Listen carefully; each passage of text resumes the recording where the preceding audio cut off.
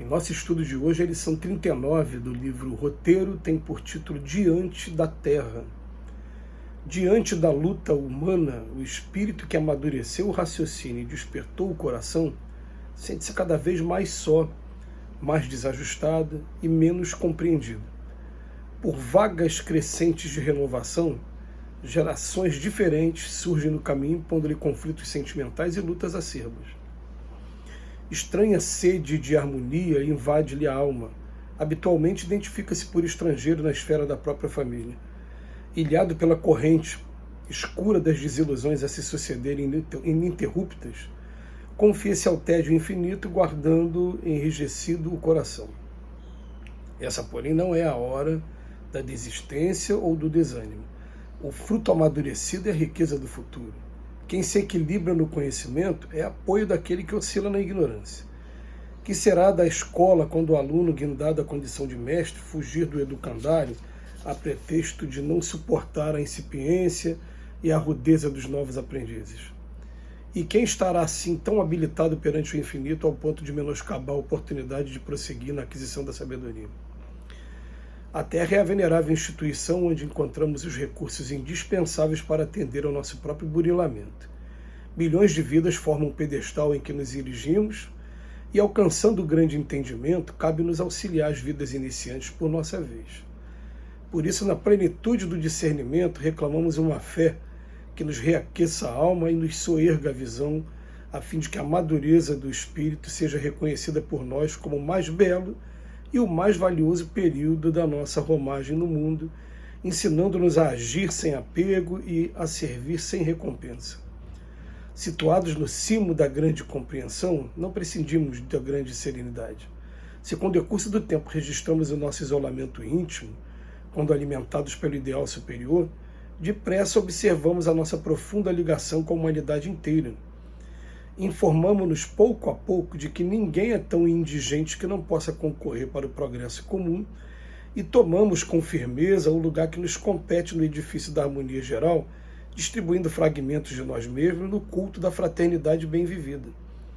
Valendo-nos da ressurreição de hoje para combater a morte de ontem, encontramos na luta o esmeril que polirá o espelho da nossa consciência a fim de nos convertermos os fiéis refletores da beleza divina. O mundo, por mais áspero, representará para o nosso espírito a escola de perfeição cujos instrumentos corretivos bem diremos um dia. Os companheiros de jornada que o habitam conosco, por mais ingratos e impassíveis, são as nossas oportunidades de materialização do bem, recursos de nossa melhoria e de nossa redenção, e que, bem aproveitados por nosso esforço, podem transformar-nos em heróis. Não há medida para o homem fora da sociedade em que ele vive. Se é indubitável que somente o nosso trabalho coletivo pode engrandecer ou destruir o organismo social, só o organismo social pode tornar-nos individualmente grandes ou miseráveis. A comunidade julgar-nos-á sempre por nossa atitude dentro dela, conduzindo-nos ao altar do reconhecimento, ao tribunal da justiça ou à sombra do esquecimento. O Espiritismo, sobre a luz do cristianismo, vem ao mundo para acordar-nos. A Terra é nosso temporário domicílio, a humanidade é a nossa família real. Todos estamos determinados por Deus à gloriosa destinação. Em razão disso, Jesus, o divino emissário do amor para todos os séculos, proclamou com a realidade irretorquível: das ovelhas que meu Pai confiou, nenhuma se perderá. Essas lições que a gente lê do Emmanuel são um verdadeiro lenitivo para cada um de nós, porque o que o Emmanuel vem falar para a gente vem clarear a nossa compreensão do Evangelho. Jesus fala para a gente assim: bem-aventurado aqueles que têm sede de justiça, que serão saciados. E também fala: bem-aventurados sereis quando fordes perseguidos pelo meu nome, porque é de vocês o reino dos céus no futuro. E a gente não consegue entender isso, o que Jesus está querendo dizer com isso. Acontece que a gente começa a estudar o Evangelho, conforme o Evangelho de Jesus entra em nossos corações e começa, no início de maneira tímida, mas depois de maneira mais intensa, a se exteriorizar em nossas atitudes, a gente começa a ficar incompatível com o comportamento da grande maioria das pessoas que a vida coloca para conviver com a gente. Porque eu falo que a vida coloca, em primeiro lugar, família. Jesus diz que não veio trazer a paz, mas a espada, que onde 5 estiverem, 2 vai estar contra 3, 3 contra 2, pai contra filho, nora contra genro, enfim.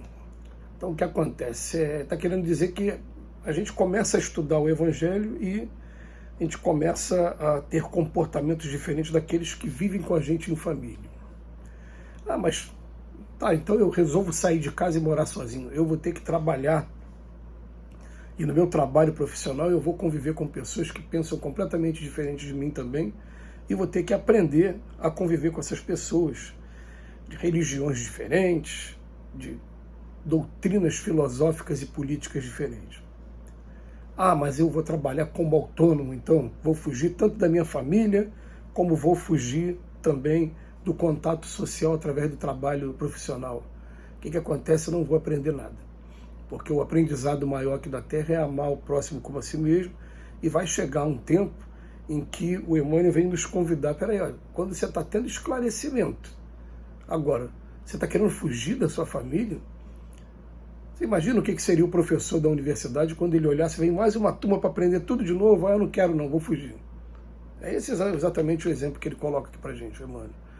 Então, agora que eu estou começando a ter o esclarecimento, eu vou ter que desenvolver agora a paciência de conviver com aquelas pessoas que não conseguem ter ainda a compreensão da maneira que eu estou tendo, porque o fruto tem seu momento exato de amadurecimento, e assim como a natureza aguardou o momento do meu amadurecimento para certas ideias, a gente vai ter que ter também paciência para aguardar o amadurecimento das pessoas que convivem com a gente. Não adianta, que não é na base da teoria. Você vai virar para a pessoa, você tem que pensar igual a mim, se você fosse espírita seria mais fácil. Não vai funcionar dessa maneira, vai ser através de exemplos, através de atitude, através da convivência.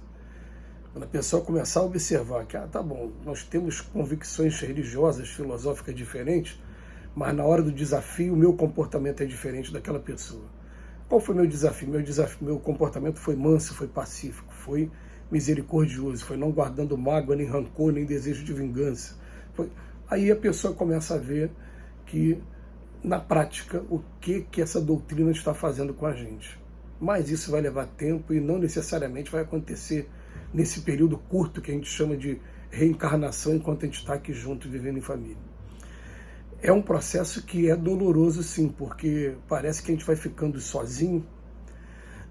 E nós estávamos falando ontem, num estudo que fizemos, que é muito fácil a gente ir para dentro da casa espírita e conversar com pessoas que estão mais ou menos ali no mesmo ideal, no mesmo objetivo, mesmo ainda tendo seus defeitos, e mesmo sabendo que nós estamos conversando e tendo um relacionamento muito bom enquanto a gente está dentro da casa espírita, mas se a gente vivesse junto, convivesse junto, se aquela pessoa se tornasse a minha família, também ia ter problema, porque o egoísmo, a vaidade e o orgulho aqui na Terra são muito grandes.